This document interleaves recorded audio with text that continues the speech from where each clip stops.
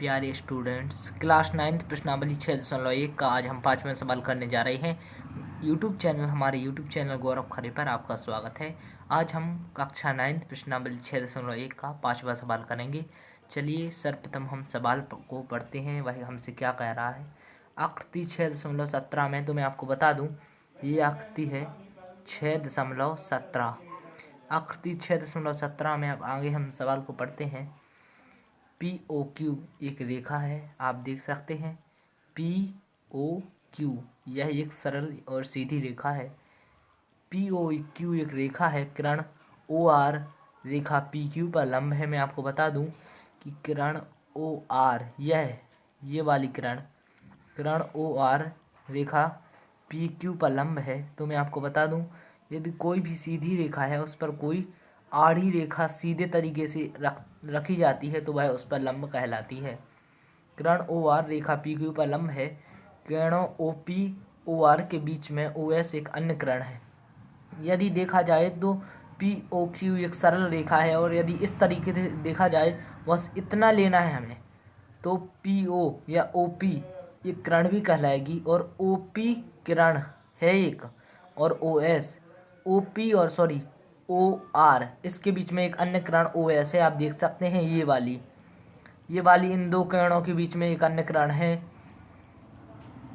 Kiran OR Rekha PQ पर लंब है। किरणों OP तथा OR के बीच में एक अन्य किरण OS है। मैं आपको बता चुका हूँ। एक अन्य किरण है, सिद्ध कीजिए। कोण ROS बराबर 1/2 पुष्टक कोण QOS माइनस कोण POS।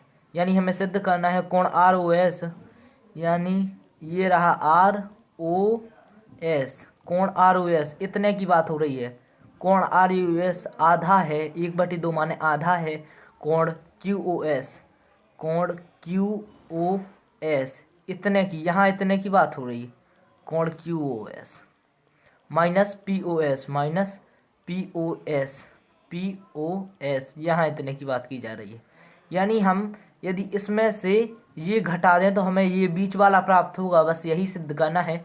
तो चलिए मैं आपको बताता हूँ इसका क्वेश्चन का आंसर हम लोग कैसे करेंगे। रुकिए जरा, अब हम बताते हैं इसका आंसर आपको कैसे करना है। चलिए हम सर्वप्रथम इसका आंसर लिखते हैं।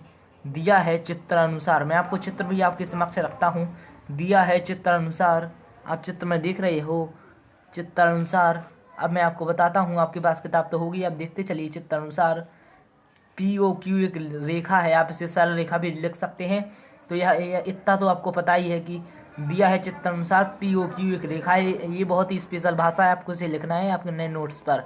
POQ एक रेखा है और OR लंब है इसका, ये बीच वाला होता है, ये लंब है का चिन्ह है। इसका अर्थ होता है लंब है PQ पर।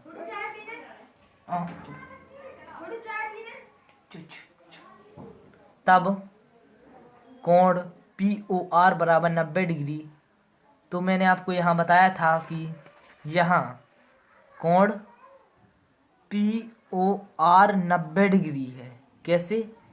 क्योंकि यहाँ एक सीधी रेखा है, 90 डिग्री का कोण होगा। क्योंकि यहाँ भी 90 डिग्री का चिन्ह, थोड़ा आपको स्पष्ट चित्र नहीं दिख रहा होगा, 90 डिग्री का चिन्ह है। इस चिन्ह से ही हम पता लगा लेते हैं कि यह 90 डिग्री का है। यदि आपको यहाँ लिखा ना भी दिया जाए तब भी आपको यह पता लगा लेना है कि यह 90 डिग्री का है, क्योंकि यह 90 डिग्री का ही चिन्ह होता है।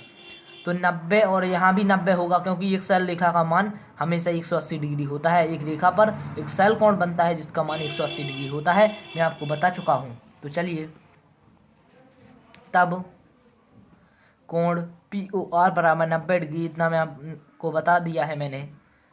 तो कोण POS प्लस ROS बराबर 90 डिग्री। यहाँ आप देखिए, कोण POR बराबर 90 डिग्री, और इसमें यहाँ आपको गौर करना है 1 2, यहाँ 2 कोण छिपे हुए हैं। तो दोनों को जोड़ेंगे तो लिखेंगे कोण POS प्लस कोण ROS भी लिख सकते हैं, या फिर SOR भी लिख सकते हैं, बराबर होगा 90 डिग्री। क्योंकि ये अगर पूरा 90 डिग्री का है तो ये दोनों कोण जुड़कर भी 90 डिग्री के ही होंगे। इसमें आपको कोई डाउट नहीं होना चाहिए। तो चलिए, यहाँ तक अपना हो गया था। कोण मैंने आपको बता दिया है, कोण POS प्लस ROS बराबर 90 डिग्री, क्योंकि यह ये दोनों कोण इसी कोण में समाहित हैं। आपको यहाँ कुछ नहीं करना है। तो मेन बात यहाँ इसकी चल रही थी, कोण ROS को हमें सिद्ध करना है कि यह उसका आधा है, यानी 1/2 है। तो यही इसी पर बात चलेगी, ठीक है। बराबर 90 डिग्री और पक्षांतर करेंगे इस कोण का, कोण POS। तो 90 डिग्री माइनस कोण POS बन जाएगा। इसे हम समीकरण ए कहेंगे। आपको इतना समझ में आ रहा है? आप इतना नोट कर लीजिए, आप देख लीजिए, एक बार स्क्रीनशॉट भी ले सकते हैं। अब तथा आपको यहाँ लिखना है तथा कोण QOR, मैं आपको बता देता हूँ कि कोण कोण QOR यह भी 90 डिग्री का है। यहाँ तो पहले से चिन्ह दिया ही हुआ था, कोण QOR भी 90 डिग्री का है, तो 90 डिग्री का लिख दिया है, सॉरी। और कोण QOS माइनस ROS, मैंने आपको बताया था कि कोण QOR को यदि निकालना है तो एक तरीका ऐसा भी है कि कोण QOS में से कोण ROS को घटा दिया जाए तो यह कोण बचेगा। ये दोनों जुड़े हैं कोण, और इसमें से अगर यह कोण चला गया, मैं आपको बताता हूँ, इसमें से अगर यह कोण मान लीजिए यह हट गया है, ठीक है, तो अकेले यही कोण बचेगा ना, यही वाला। बस यहाँ इतना ही खेल है, समझने की बात है, कोई घबराने की ज़रूरत नहीं है। तो कोण QOS माइनस कोण ROS बराबर 90 डिग्री। तो मैंने आपको कहा था कि बात हमारी कोण ROS पे चल रही है, सो माइनस कोण ROS, क्योंकि यहाँ माइनस का चिन्ह कोण ROS पर है, इसलिए माइनस का चिन्ह लगा होगा, बराबर 90 डिग्री। पक्षांतर करेंगे, कोण QOS को घटाएंगे, क्योंकि मेन बात यहाँ इसकी चल रही है, इसलिए इसे रखो, क्योंकि जो मेन होता है वही लीडर होता है, ठीक है। तो यही एक जगह रखेगा। तो कोण ROS बराबर QOS माइनस 90 डिग्री, यहाँ माइनस का चिन्ह है, पक्षांतर करेंगे तो ये माइनस वाला प्लस में हो जाएगा, प्लस वाला माइनस में हो जाएगा। ये माइनस होगा और ये प्लस होगा, प्लस वाला आगे रखना है, माइनस वाला पीछे रखना है, और इसे ही हम अपना समीकरण 2 कहेंगे।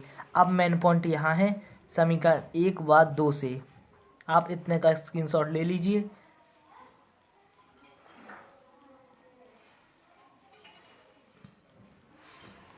तो अब हम जोड़ेंगे समीकरण 1 व 2 से।